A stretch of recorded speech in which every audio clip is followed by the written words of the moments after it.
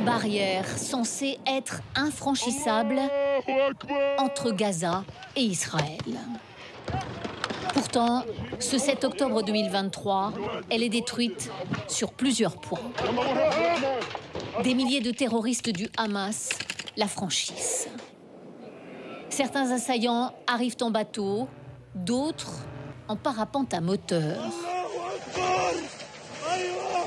Ce matin-là, Yaron Maor a lutté contre le Hamas dans sa maison pour protéger sa famille. Il accepte d'y revenir avec nous. Stupéfiant témoignage d'un homme en face-à-face avec les terroristes. Les failles du 7 octobre, il les a vécues au plus près. Il y a un terroriste qui rentre par la fenêtre de la cuisine. Je le vois, je me lève et je me rue vers lui. Je lui tire 2 balles et il tombe à la renverse à l'extérieur de la maison. Il faisait partie de l'équipe de sécurité du kibboutz. Des hommes armés, mais non préparés à une attaque d'une telle ampleur. Le scénario du pire pour lequel on a été entraînés. Nous, la force d'intervention du kibboutz, était un combat contre un maximum d'une dizaine de terroristes. Et ça, c'était vraiment une chose que personne n'avait envisagée. En fait, plusieurs centaines de terroristes sont dans les maisons du kibboutz. Le fiasco sécuritaire est total.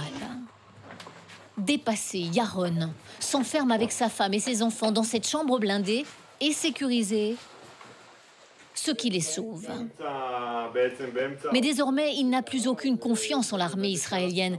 Elle n'a pu les secourir que 4 heures après le début de l'attaque.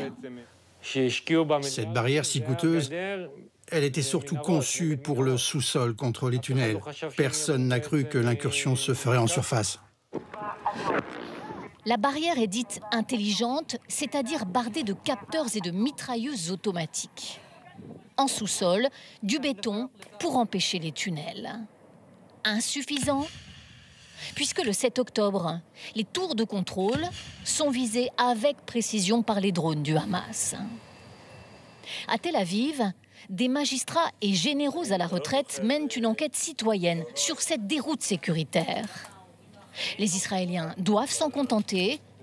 Le gouvernement refuse une enquête officielle. Aujourd'hui, ils écoutent les guetteuses.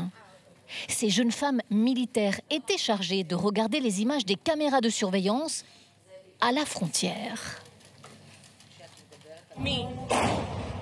Les voici, ces guetteuses, terrorisées dans l'abri de leur base militaire.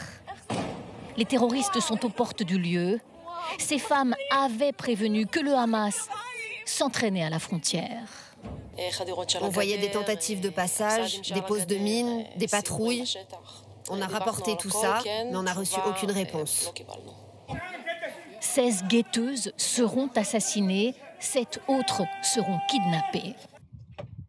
Erez Price est le père de l'une de ces jeunes femmes assassinées. Tout près de la base, il visite chaque semaine ce mémorial en l'honneur de sa fille.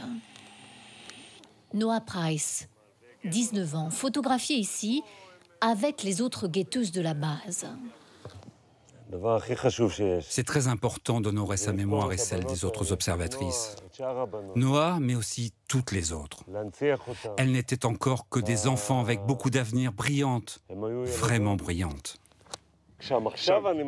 Gaza est à 600 mètres à vol d'oiseau. Les assaillants les ont parcourus sans être arrêtés. Devant la base militaire où sa fille est morte, il dénonce la faille politique. Il y avait cette idée chez nos hommes politiques que le Hamas ne ferait rien, car il recevait l'argent du Qatar. Le niveau de vie s'améliorait, donc il ne ferait rien. Cette erreur originelle sur les intentions du Hamas vont mener aux attaques du 7 octobre.